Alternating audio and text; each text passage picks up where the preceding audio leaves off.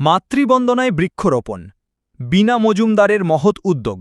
মা, এই ছোট্ট শব্দটির মধ্যে লুকিয়ে আছে অসীম ভালোবাসা, ত্যাগ আর অনুপ্রেরণা। মায়ের স্মৃতিকে বাঁচিয়ে রাখতে, তার আদর্শকে ছড়িয়ে দিতে এর চেয়ে সুন্দর পথ আর কি হতে পারে? আজকে আমার মায়ের 10ম বর্ষ তিরোধান দিবস।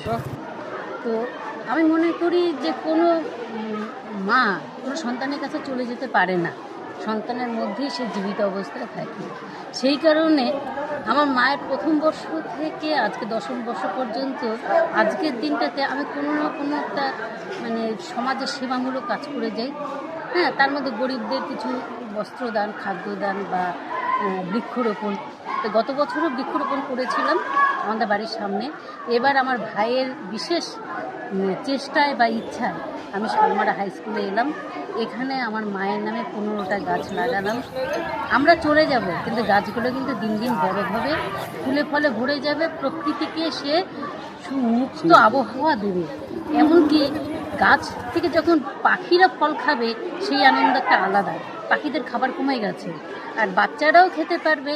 সেই জন্যই ভাইয়ের ইয়াতে আমি এখানে এসে আজকে এই দিনটা সুন্দরভাবে যাপন করলাম। সব ছাত্রছাত্রীদের সাথে খুব আনন্দ কাটালাম। আমাদের গাছ লাগানো হয়ে গেছে, সামনে একটা সুন্দর দিঘি আছে, দিঘিটা ঘিরে নিয়ে সুন্দর করে গাছ লাগানো হলো। সমাজসেবিকা সম্মানিয়া বীণা মজুমদার তার প্রয়াত মায়ের স্মৃতিচারণে এই মহৎ বৃক্ষরোপণ কর্মসূচির সূচনা করেন। সমর্পিত হলো বৃক্ষরোপণের মধ্য দিয়ে আমরা সবাই আরও গাছ লাগাবো, গাছকে রক্ষা করব। গাছ লাগিয়েই শুধু ছেড়ে দিলে হবে না, ওই গাছটা যাতে তার স্বাভাবিক বৃদ্ধি ঘটে সেই জন্য প্রয়াস করব। এটাই আমাদের সবার কাছে। আর স্লোগান হোক, একটি গাছ অনেক প্রাণ। একদম।